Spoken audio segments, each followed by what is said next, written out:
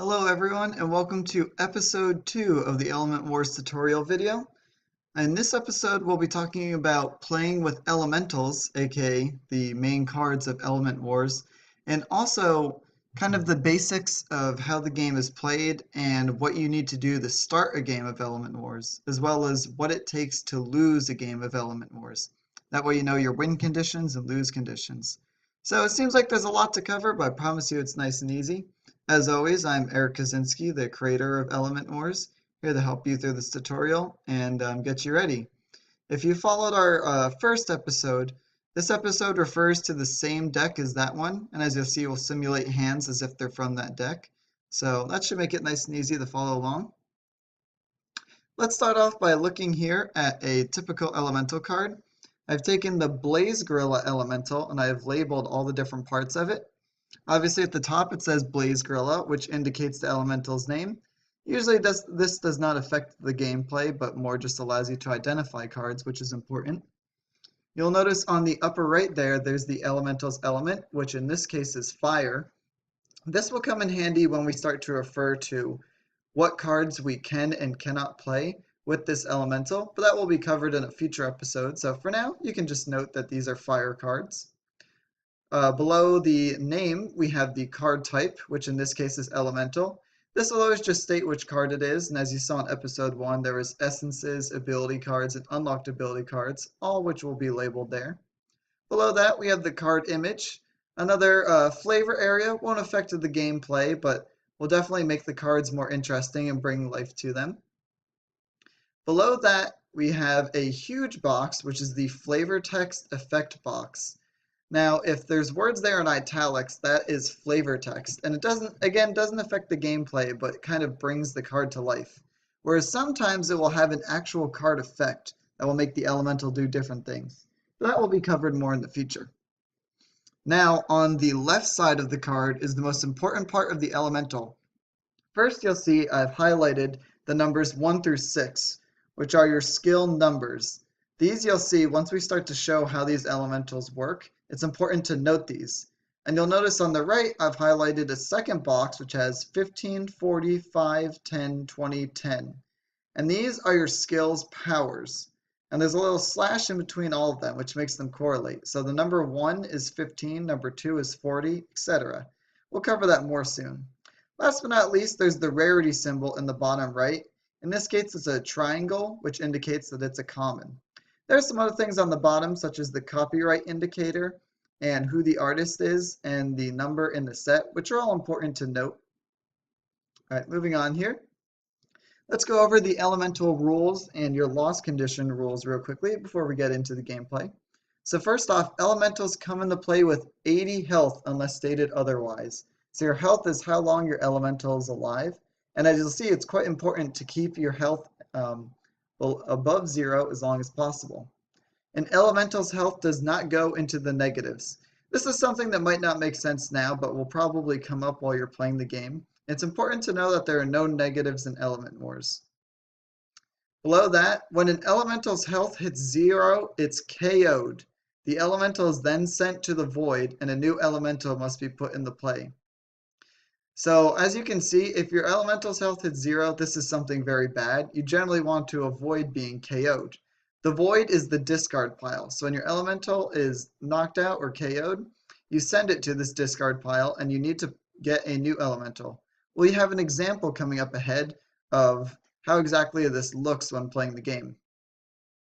If a player has 3 elementals KO'd, they lose the game. So as you can see, the goal, or at least while fighting your opponent, is to knock out 3 of their elementals. If you do that, you're able to win. They can't play anymore. But if all 3 of yours get knocked out, well then you lose the game. If a player has an elemental KO'd and they do not have another elemental to put into play from their hand, they lose the game. So this is important, as you'll see with the condition of putting new elementals into play. As you see in the third rule, there needs to be a new one. If you can't put a new elemental into play, you automatically lose the game. If that was your third elemental KO'd, it doesn't matter if you have another elemental in your hand, you still lose the game. I'm sure you heard elemental and lose enough times already, so let's see what it's like in action so it's a little less confusing. So first off, Here's a sample opening hand. When you start the game, you draw 6 cards from your universe, or the deck. As we can see here on the right, we have Dark Flame Cerberus and Blaze Gorilla, 2 elementals. That's exactly what we need. Don't worry about the other cards for now. We place our elemental face down, and our opponent will do the same. We then both reveal them at the same time. In this case, we selected the Blaze Gorilla, and that came into play with 80 health, as stated in the first rule. Our opponent has selected the elemental Pirate of the Abyss. You'll notice the pirate is a different element, which is often something you'll encounter while playing Element Wars. Don't worry again, these elements will be covered in the future. For now, what you need to know is there's an enemy elemental with 80 health. Let's say we go first during this game. What does an elemental do during their turn? They do what's referred to as a skill roll. In this example here, during each player's turn, you roll the die for your skill roll. Let's say in this case we rolled the number 3 as indicated by the die. We look at Blaze Gorilla's skill stats there. We see that next to number 3 it says 5. That means the Blaze Gorilla does 5 damage to the enemy Pirate of the Abyss. As noted in the health there, 80 minus 5 equals 75, which means the Pirate of the Abyss now has 75 health. The turn then goes to the Pirate of the Abyss, which will then roll the die, get a number based off of the die roll, and deal that much damage to the Blaze Gorilla.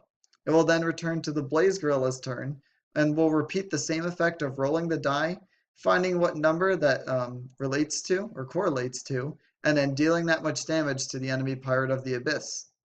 I hope that seems quite simple. That's the basic gist of how elementals play, outside of those with effects, which you'll learn as you play the game. So roll the die, find your skill power, and then deal that much damage. What happens if your elemental is KO'd though? As you can see, in this case, the Blaze Gorilla could eventually be KO'd and go to 0 health. We then need to put it in the upper right corner above our deck there, which you can see the back of the Element Wars card, and it is now discarded, which means we only have 2 more elementals we can put into play. If you remember our opening hand, we had an elemental called the Dark Flame Cerberus. We then take that card and put it into play as our new elemental. This next slide, we have all of these labeled for you. So you can see here, our hand now only has those 4 cards instead of the other elementals. Normally in a game of Element Wars, you draw a card each turn, but this just assumes that nothing else has happened. In this case, our current elemental is now the Dark Flame Cerberus. It used to be the Blaze Gorilla, but the Blaze Gorilla is now in the void, or your discard pile. When cards are used up or destroyed, they go there. And below that is our universe, or the deck, where we're getting our cards from. This ends the second video of the Element Wars tutorial. Thank you for watching, and I hope this made sense as to how to play elementals and started to open your eyes as to how the board is set up. If you have any other questions, please feel free to leave it in the comments below, or leave any constructive criticism you have about these videos, so that we may make them better for you in the future. As always, there will be more videos ahead, and I look forward to seeing you during them. And I hope this really helped you out, and I hope you enjoy playing Element Wars in the future from these videos. Thanks, guys.